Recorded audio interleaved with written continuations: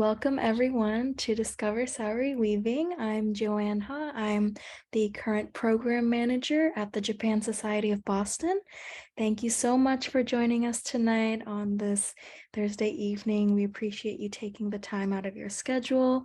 We have a number of people joining us tonight from various different weaving and craft societies all across Massachusetts. So we really appreciate everyone's support of this program. This will be running for about an hour. Lots of information, tons of great photos and videos. We'll be pausing in a couple of spots where you can take that time to enter any questions you have in the chat to our speaker. We ask you to refrain from unmuting yourself throughout the presentation, but you're free to keep your cameras on or off, however you feel most comfortable. And I think that's all from me. I will pass it on to our speaker for tonight. Please welcome Miyoko Wakabayashi-san, everyone. Hi.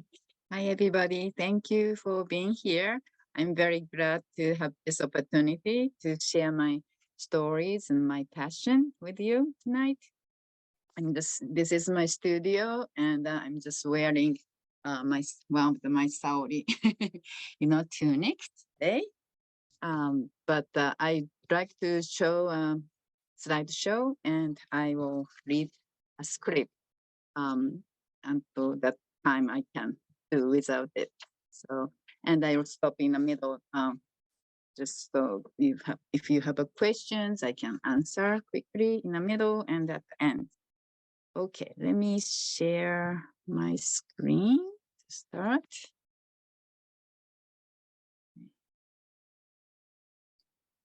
So this is Saori weaving, its method, philosophy, and more. So I'd like to start talking about how I got involved in Saori weaving. When I encountered Saori weaving at the first time was when I looked for weaving ideas for children at the bookstore. It was 30 years ago. At that time, I was, I have to say, I was born and grew up in Japan. I loved children and wanted to be a school teacher. I studied educational philosophy in Doshisha University in Kyoto. Then I encountered Saori when I was working for an educational institution in Tokyo. It's called Tokyo Shure, where children who could not fit in a regular school emotionally and psychologically. In Japan, the educational system is very rigid and there were not many options for families to choose for their children. Most people have never heard about homeschooling, for example. The organization I was working at is called Tokyo Shure, and it's one of the pioneer alternative schools in Japan. Tokyo Shure was a shelter for those who wanted to make friends and to grow to learn outside of the system. I was mainly teaching English, music, and crafts there.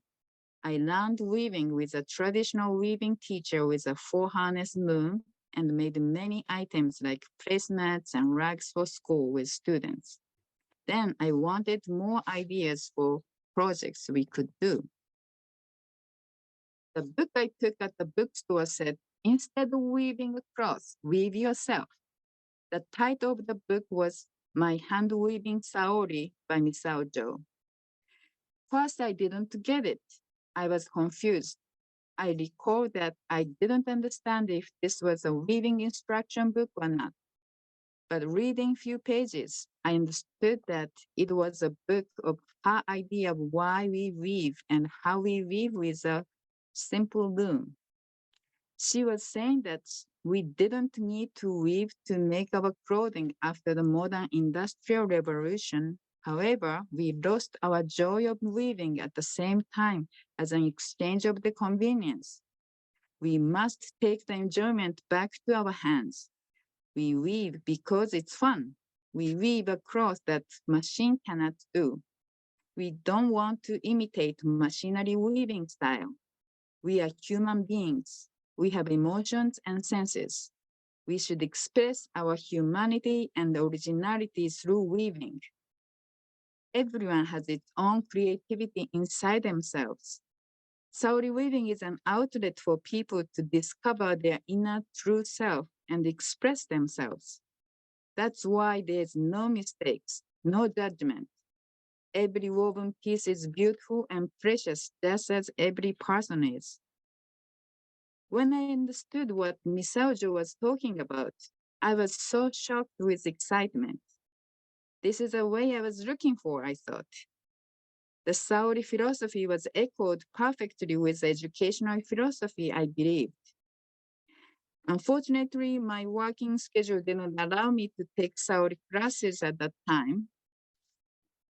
In a couple of years, I came to Ann Arbor, Michigan, to get married with an American who was also an educator. I had taken regular weaving classes and tried Saori Way on my own with a book.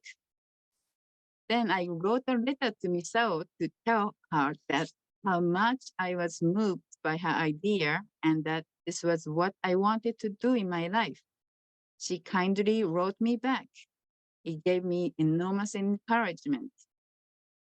In 1996, when I moved to Kyoto with my husband and a son, the first thing I wanted to do was taking Saori classes. Taking weekly classes was wonderful. It was a nice break for me from taking care of a baby. After I got the second son, it became necessity for me to keep my own creative time. Even it was a couple of hours a week, it was a special refreshing time for me to be myself, not as a wife nor as a mother. Quickly, I got so involved in it. I went to Misao's lectures, I attended studio exhibitions and events, and I participated special classes for instructors. Saori connected many of my interests together, such as fashion, colors, art, education, special education, social issues, human rights, spiritual growth, and performances. Eventually, when my husband and I decided to raise our children in the US, where there are much more diverse communities existed, I thought that it would be great if I could bring Saori with me.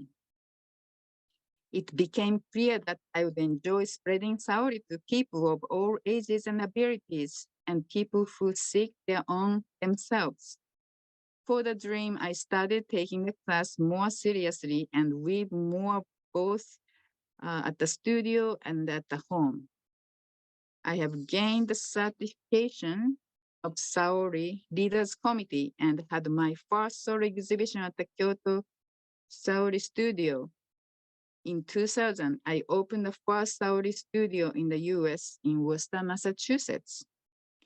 Since then, I've been teaching, making my art, selling artwork and Saori products as a Saori dealer as well. Now, let me talk about founder of the Saori weaving. Misao was born in 1913. She has she has passed away in 2018 at the age of 104. She published few books in Japanese and she wrote for her profile in those books like this. I don't have a teacher and worldly desires. I have a dream, a passion, and a crooked belly button. In Japan, people who has a crooked belly button means people who think outside of the box. When she started weaving, she was 56 years old. It was when her third son got married and she felt liberation from her role as a parent. She started weaving by herself taught on a loom she built with her husband and her son Kenzo. One day, when she wove a obi, which was a sash for kimono, she was told that she skipped a warp thread, which meant worthless by a professional weaver. She thought that she created an interesting pattern without noticing it. Then she got an idea to make more flows to set an irregular warp, which was unique and interesting that professional weavers didn't do. The white obi was the one she skipped the warp thread, and another work is a piece with more irregular threading. After a while, Kenzo, her youngest son, suggested her to bring her handwoven shawls to a famous fancy kimono shop in Osaka if they valued them or not. The shop owner immediately loved them. Misao had sold all her pieces and she was able to buy more yarn. But as soon as the shop owner gave her requests about the patterns, she lost her interest in weaving to satisfy someone else. She realized that she didn't want to weave for money. Eventually, she formed her own style to teach how to weave on their own way and named it as Saori. Because of the simplicity and therapeutic aspect, Saori was spread well among special education fields as well as others in the community in Japan. This picture is in 1978 when she got involved in teaching. She had three sons and they got all involved in supporting her. Now her grandchildren are continuing to manage the family business. Well, Saori weaving is an improvisational contemporary art form. It has been 50 years since Misao started teaching. Saori's ori means weaving in Japanese. She dropped mi sound from her name and created the word Saori as Misao's weaving. However, later she realized sa also means differences, and weaving differences goes well with her philosophy. 1995, a year before I met her, her powerful energy showing this picture is still alive in my heart.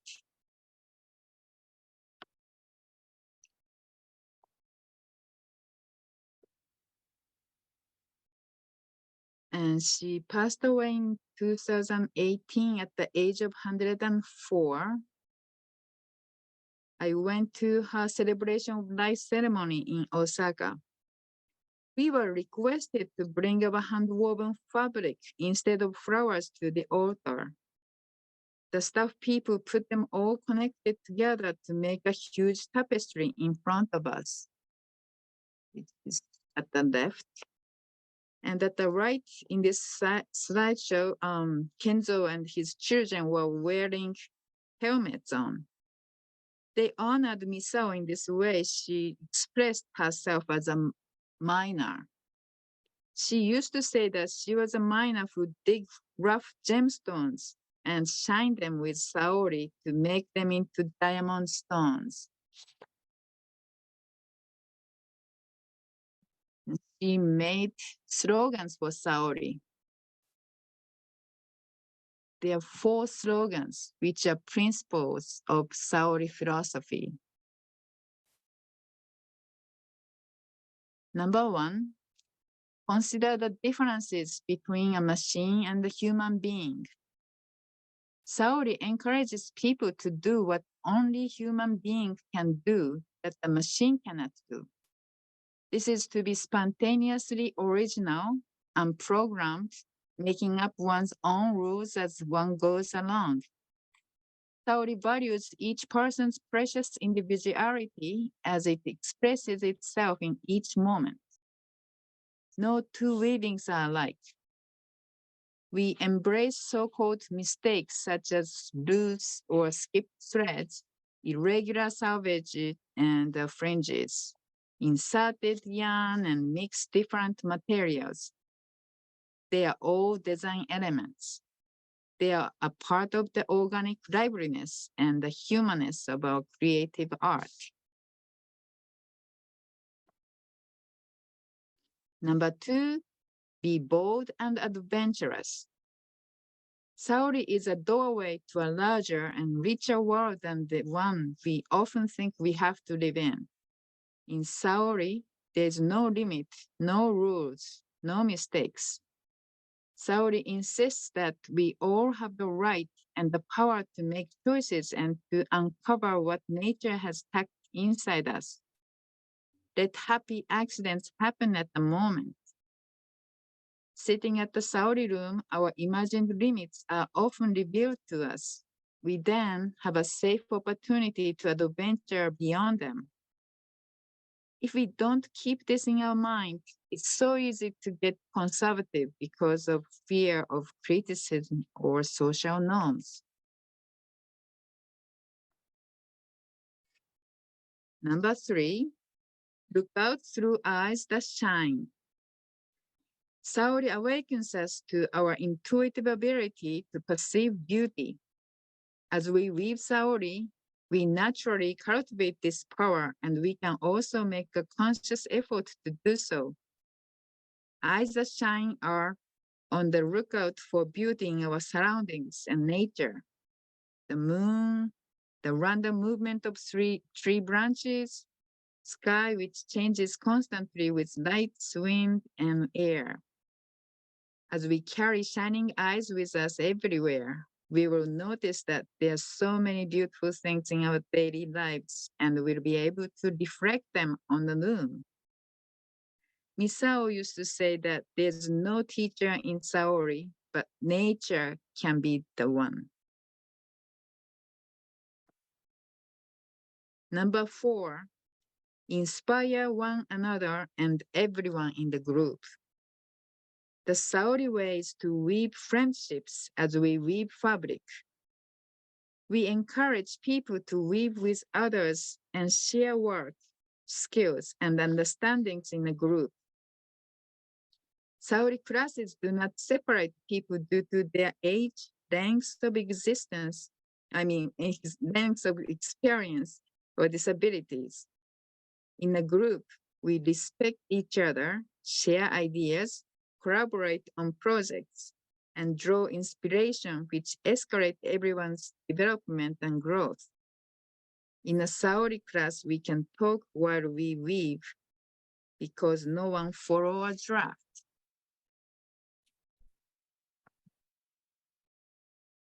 Misao's philosophy was influenced by the ancient Zen principle of spontaneity and self-discovery.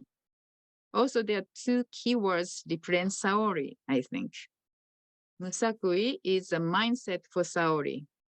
It literally means no intention. Weave without any plan. Don't hold your blueprint. Be mindful at the moment and let it go. And wabi-sabi, in Wikipedia it says, in traditional Japanese aesthetics, wabi-sabi is a worldview centered on the acceptance of transience and imperfection. The aesthetic is sometimes described as one of the appreciating beauty that is imperfect, impermanent, and incomplete in nature. You can see wabi-sabi in Japanese pottery, asymmetry flower arrangements, a simple tea room, Japanese gardens, and so on. You may see this in Saori weaving too.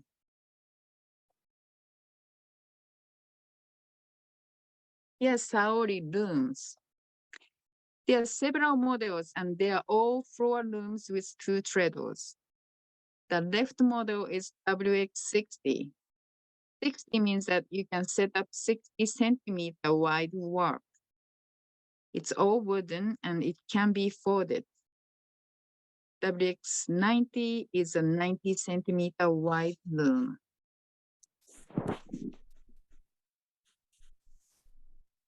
The wheelchair accessible loom at the middle is with a hand switcher, which allows a weaver to change a shade by hand. It also has a shuttle shelf, which allows a person who doesn't have a strength to leave a shuttle on a shelf and slide it with just a finger to weave. And it also has a beater extension for a person who cannot reach the beater and pull it. Piccolo 40 at the right is all metal pipes and foldable. This one has 2 height settings. The lower setting fits small people aged 3 to 6 years old. The taller setting is good for adults.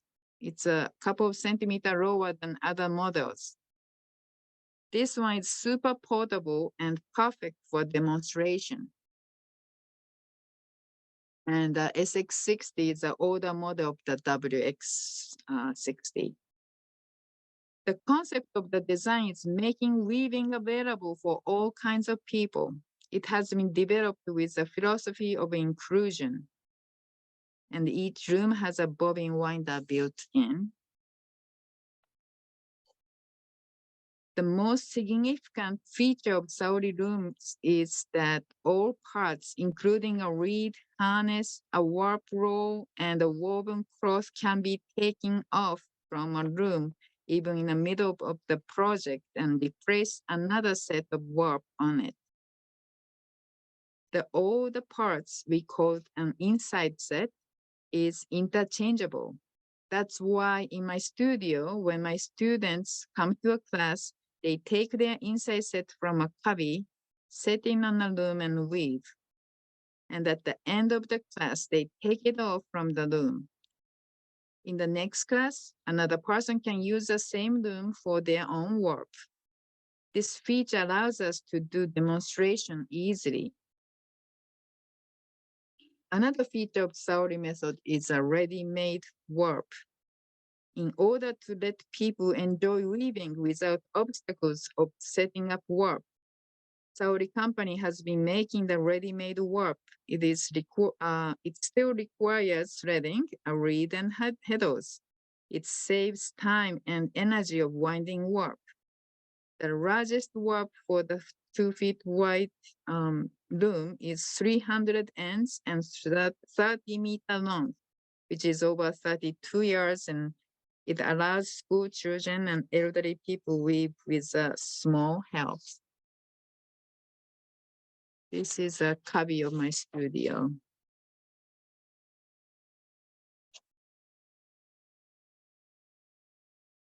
So this is right at, I'm sorry, the left side, they're ready-made warp. They are black, that's the standard, black cotton and wool, and colored one. It's all kinds of, sometimes wool, cotton, linen, silk, cashmere.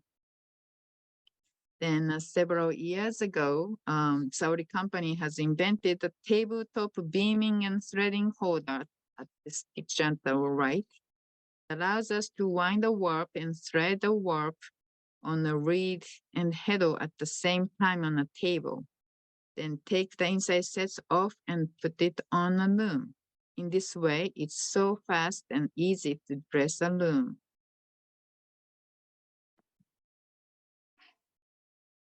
This is a Saori Hiroba studio in Osaka City. They don't limit it to, but focus on people with the developmental challenges. They have another studio where accepts only drop-in visitors, and people with these developmental issues work to teach visitors. There are about 7 official Saori studios in different regions in Japan, and I'm not sure exact numbers, but nearly 100 studios run by experienced Saori trainees like me all over the country. They're all independent business. Besides them, there are many schools and organizations feature Saori programs on their sites.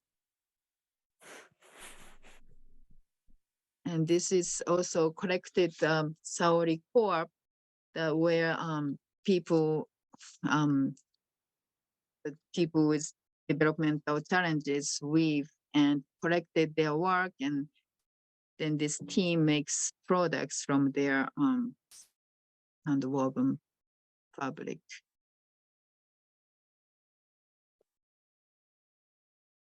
And this is a Saori Nomori studio. It's a studio at the top and a factory on the bottom downstairs.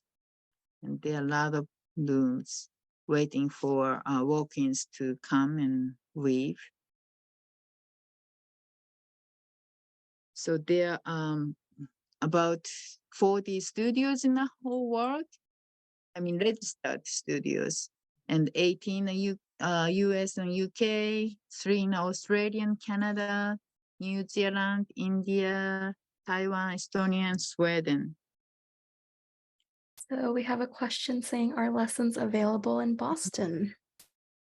So there is no Saori registered studio in Boston, but so well, Japan Society of Boston supported me to come to Boston Children's Museum, which so some small class for children and small families. I have a relationship with this studio called Art with Amy in Brookline, and I sometimes they host me to do just so it's a day trial kind of class. But if people host me, that can be done. Marcia asks, do people sometimes use rigid heddle looms to do sari weaving? I have heard, yeah, there are a lot of people who does that. My opinion is that using rigid heddle is not fully experienced Saori way because if you can use the pedal, it just goes so smoothly, so fast. So I of course you can do this Saori way of weaving on any looms, but if you want to experience whole, Saori experience, then I think the Saudi room is the best. Gloria asks, how did you break away from formal weaving and unlearn the habits like checking your selvages? So yeah, that comes number 4, principle number 4. You have to live with other people, like-minded people. If you are alone or surrounded by those people who criticize, the beginning, savages, you won't be able to do that. You have to, yeah. So that's why you need to come to Saori Studios, or yeah, you definitely need your friends to support each other. To address Margaret's question, there will be additional photos later in the presentation showing some more detailed examples of the fabric. Charlotte asks, are there no longer 4-shaft looms? Okay, for shaft room, just most recent information is it's gonna be released to sell again, but I don't know how soon. Um, and yeah, pictures of the work will come. Yes, Vera I cannot asks, show them my details, but yeah. what's involved in becoming a teacher?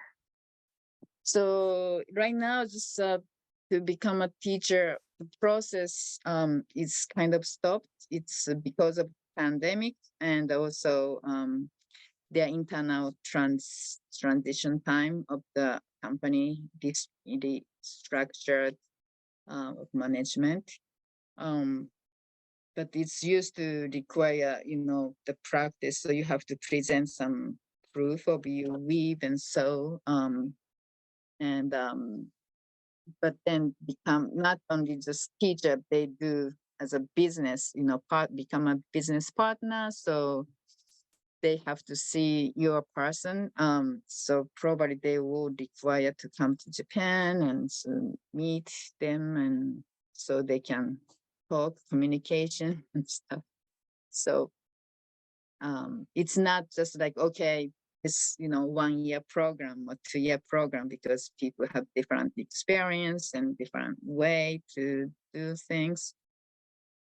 So that's I'm also asking them to make the system come out sooner, but that's I guess underway.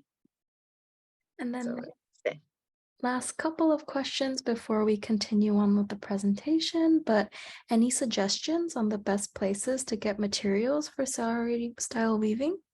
The yarn, I don't think these particular materials just suitable for this in regular yarn is fine, but I suggest you can go to mill ends So you don't have to worry about, experiment. When you want to experiment, you don't want to miss very expensive yarns. If you do buy the expensive yarn, then you don't want to fail, you know. So it's good to do whatever you can find. It's just fine. Do you and your students tell narratives inside the sari weaving? Narratives. Narratives like a story. Well, it's depends. Yeah, some people has some, ideas. Um, there are a lot of people who can tell what kind of feelings when you wove this piece or that piece. Yeah. So we do have Saori. It's a gathering where people just share their work and stories. So you are welcome to come. And we did actually Zoom Saori a few times. So we might do it again. And final question, are there principles related to garment construction using the fabrics from sari weaving? Yeah, that's yes, yes, there are some like zero waste patterns or very simple. It's we said Jomon clothing. Jomon is a prehistorical era in Japan, and it's just basically you can put, make a hole for head and body. That's all we need. Well, I'm just saying very quickly information. I sometimes do clothes making workshops and like that. Then I will talk more about. So I just want to show some pictures because they couldn't do 50th anniversary because that was happening during the pandemic. This is the 40th anniversary when I went there. It's in Osaka, and this picture, all long banners are woven by people with disabilities, and some are hanging and some are displayed on the stairs. And on the stage, Misa was weaving, it just started like this, and so the weavers are dancing and just kind of showing weaving movement. And of course, what they are wearing is what they wove themselves. But Misa was pretty old and she couldn't talk so much. Mhm. And of course, it's natural. Well, it's natural that we every Saori gathering there is a fashion show, and most 99% of these people who are wearing Saori clothes that they made by themselves. So it's not just people who on the stage. They encourage people on the, sitting on the audience to come to the backstage. So we all take turns to be on the stage. And it's most of things are woven by Johannes Saori Loom. And at the left side seems like she dyed the warp. And on this conference, there's an exhibition on the hallway of this, performance hall. And then, of course, participants are wearing Saori, so it creates Saori world. And it's so often we just touch them and ask how you weave and how sew and measurements as we all big sharing time. And you can see we like left side, it's just the warp is very narrow. It doesn't have to be big. We can panels together and the Peter Pan and kimono. Yeah, so they are very happy to share their work.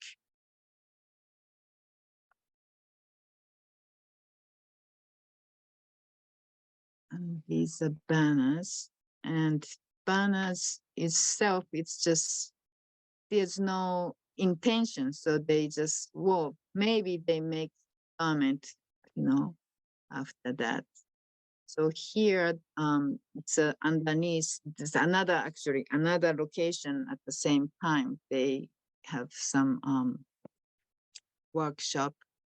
This porch, and you can see the banners hanging, and there are dragons at here hanging. So these dragons are made from a very long banners by many Saudi weavers all over Japan. So now you know the inside set with the warp can be removed from a room. So two special long warp were made for this project, and one was sent to Hokkaido, Northern Island. The other one was sent to Okinawa, the Southern Island.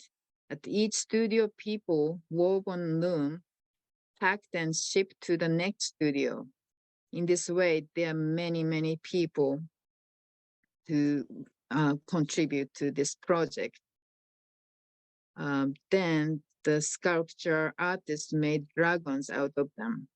Dragon is a magical creature which brings fortune in Asia. They were displayed in high ceiling like this.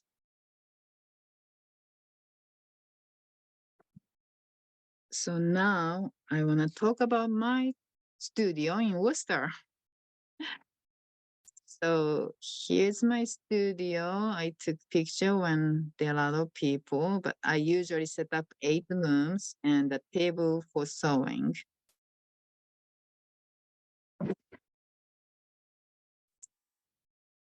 Making this is kind of little old pictures, but my interns, the long-term student, and Saori really encourage making garments so we can express our weaving.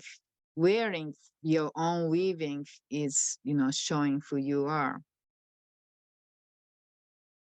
And I would like to talk about Frank. He came to my studio it's like 16 years ago, 17 years ago. When he was 74 years old, he came with his daughter and the granddaughter. Granddaughter was only 5, but she was really enjoyed weaving. And so, daughter and the granddaughter's interest move on, but he stayed and he used to come twice in a week all these years.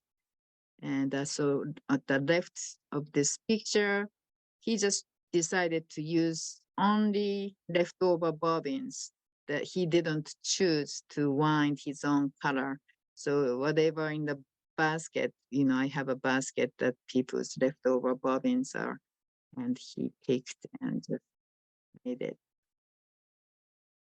And sometimes he has his own pattern in his mind, but there's no draft or anything. He just, as you go, then he liked it, then he repeated some patterns.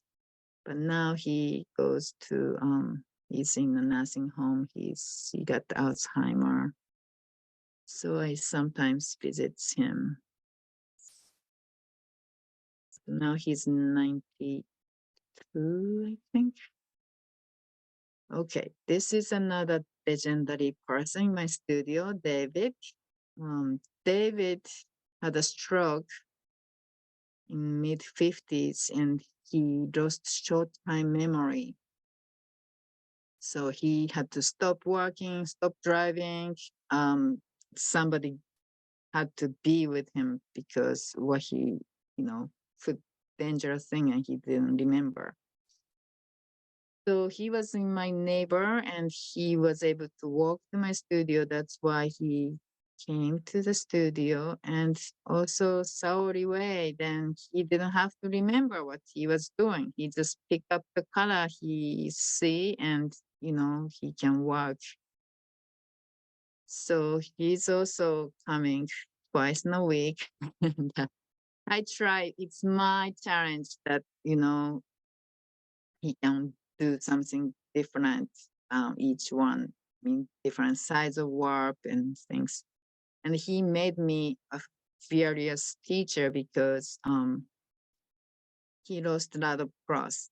First I set up warp for him, but eventually I just tried to teach him how to wind warp and thread it to set up his own warp. And while I'm helping others, he just pull out everything and lost cross completely, but we were able to set up.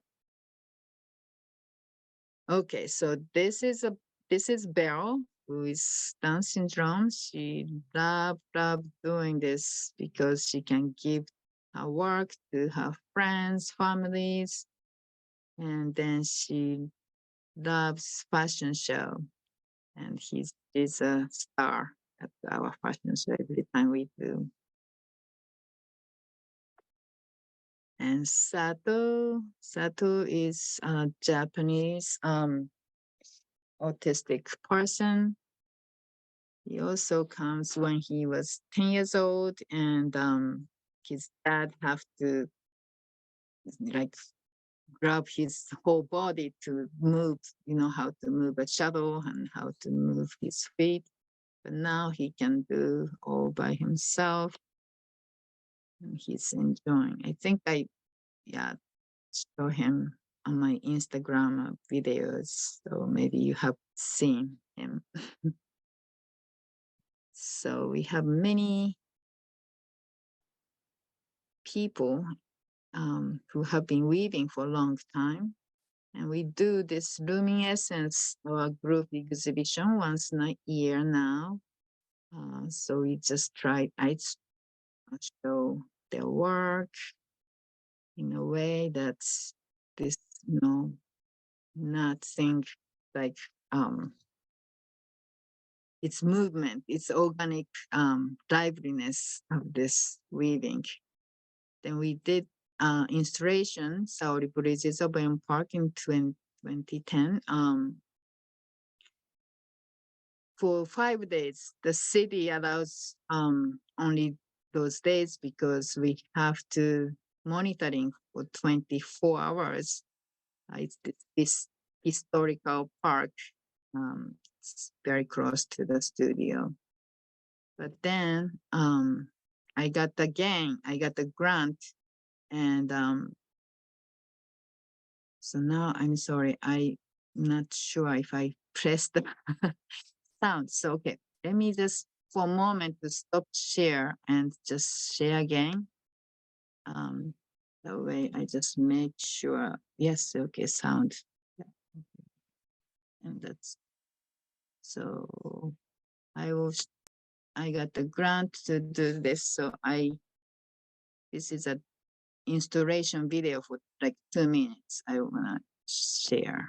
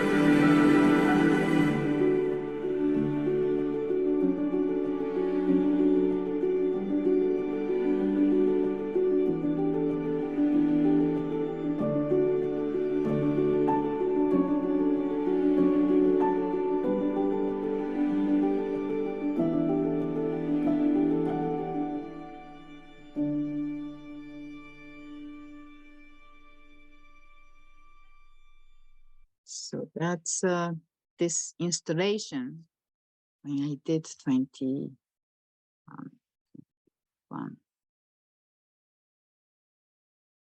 And summer, I brought my loom to a different organization, which such as like a soup kitchen and the Southeast Asian Coalition, Islam, Muslims, women's group, African American group. So they can make their own community banners. There are many people wove it to make their group banners, as well as other individual wove it. So this represents all people's peace and harmony. And I just want to talk about some programs that I my studio, and one is our Saori study and friendship tour to Japan. I organized 2-week tour. Now I do every year. I just came back. So we visit Saori studios in Japan, and as well as sightseeing city and countryside, hot spring, food, all kinds of things. Then I developed recently, it's called the program Seed to Fashion. We grow indigo plants in a community garden or school garden, and I teach spinning and dyeing with the leaves. We grow and then make a scarf with the dyed yarn. So that's what we do.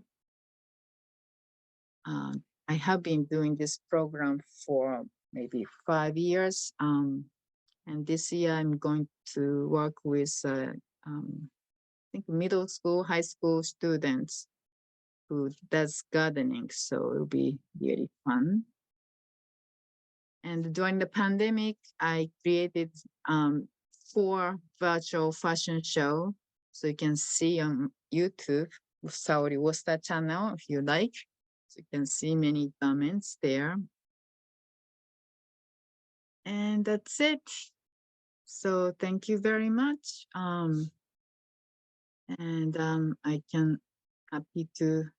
will be happy to answer some questions if people have. Yeah, we will be sending all of these relevant links, links to sign up for classes, links to sign up for Miyoko's annual Japan trip, her social media and her YouTube channel, and our follow-up email afterwards. But if people would like to continue asking questions in the chat, we'll start with, what's the typical price for a Saori loom for home use? Saori loom, WX60, the regular loom can be foldable one. It's a 1665, I think, 1668, something like that, plus tax. And that comes with the whole, of course, inside and shuttle. Then the great feature of that is when you open a box, first warp is already threaded, comes with it. So when you open up, you have to tie, but you don't have to thread through, and you can make 2 long scarves. It's 6-meter warp will come with it. So that's a good feature. And how long does it take on average to weave one of those long banners? Well, as you know, there's no normal in Saori. You know, some banners are 8-meter long to 12-meter long. Depends on patterns, depends on how weave, threads, thickness. But it was not done like, like 10 hours. Yeah, it's much more longer. But you'll see, I have get a lot of questions. Is there any typical, normal? There's no normal. That's Saori. So you can do your own way. That's okay. Um, there's a question asking where they might be able to find books on Saori. It seems that Yeah, on US Amazon, at least, it may be a little difficult. I'm setting my Etsy shop, Etsy Saori Worcester, so you can find it. We'll include any of those links in the follow-up as well. Okay, yeah, thank you.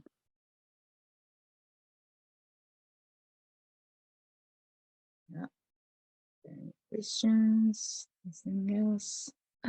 Are you planning on doing any more Saori fashion shows on YouTube? Ah, just because the pandemic is kind of, yeah, settled, so I didn't think about that. Maybe, maybe they have a lot of demands. Well, it's easy. Anybody can do it. You can make your own fashion show on YouTube. All right. I think if there are no further questions today, we may wrap up our program for today. Thank you so much, everyone, for coming, joining us. I hope everyone learned a little bit something new. As I said earlier, we'll be sending a recording of this program and also any relevant links if you'd like to check out Miyoko-san's studio, her projects, what she has going on in terms of classes for the public. Um, we also at Japan Society of Boston provide a number of programs like these throughout the year, some that are free and open to the public, but also many that are for our community, which are all related to things Japan. So things like this, cultural events, we do private tours and of local museums, galleries, gardens that all have connections to Japan. And if you want to check that out, please visit our website at japansocietyboston.org. Other than that, I hope everyone has a great rest of their evening. And thank you again for all the people joining us from the respective societies and groups. Thank you. Thank you so much. Thank you so much. Thank you. Bye.